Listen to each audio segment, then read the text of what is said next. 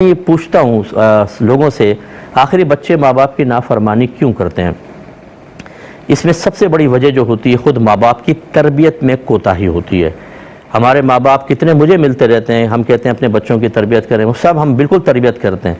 अब मैं पूछता हूँ कि आपने शरई लिहाज से जो रिक्वायरमेंट थी या शरई मुतालबा था, क्या उसके मुताबिक तरबियत की है? तो उनका क्वेश्चन होता है वो क्या है। यानी जब आपको यही नहीं पता कि शरीयत किस किस चीज़ के अंदर बच्चों की तरबियत का मुतालबा करती है, तो कैसे आप ये दावा कर सकते हैं कि हमने बच्चों की तरबियत कर दी।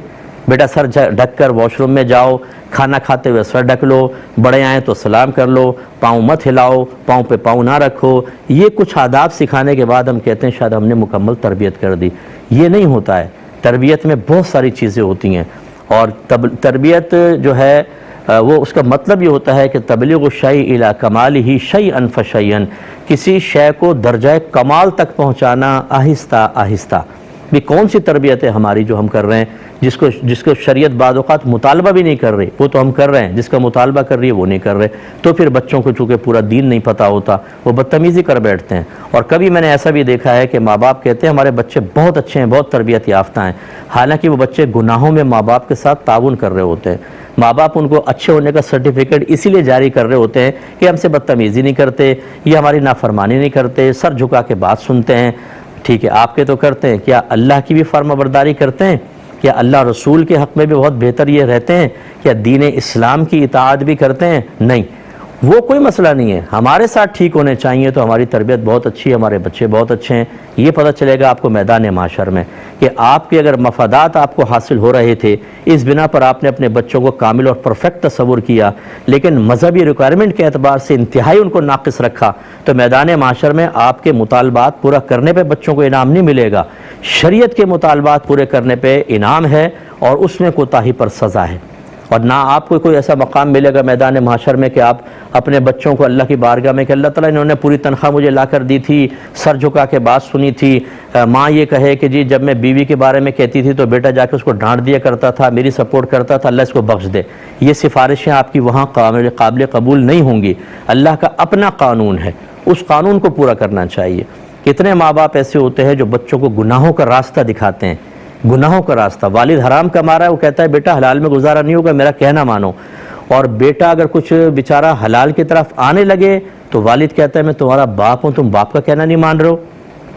माँ अपनी बेटियों से कह रही होती है झूठ में मेरा साथ दो, तुम्हारा भाई आएगा मैं बहू की शिकायतें करूँगी, तुम हाँ में हाँ मिलाना। बेटे कहते हैं जी जी जी जी जी। ये आप तरबियत कर रहे हैं, इसको आप तरबियत कहते हैं?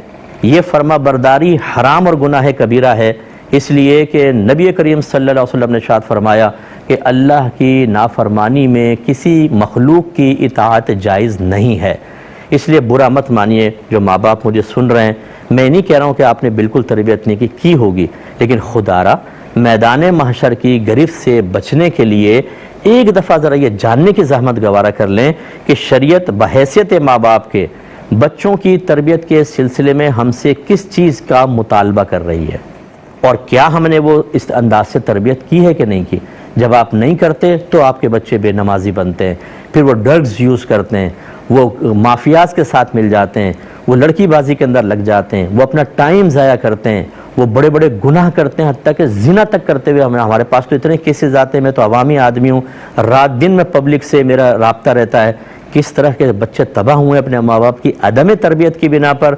उसका एक ये भी एक शाखसाना हो सकता है, एक नतीजा ये भी हो सकता है कि बच्ची की तरबियत ही ना हो। अच्छा, रिक्वायरमेंट ऐसी है कि बिल्कुल देखो शरीयत तुम्हें क्या कहती है, माँ बाप के साथ क्या करना चाहिए।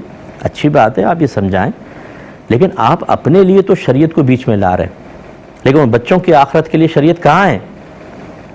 वो बच्चे कैसे बचेंगे आखिरत में अल्लाह ताला की गिरफ्त से? इस पे भी तवज्जो करें।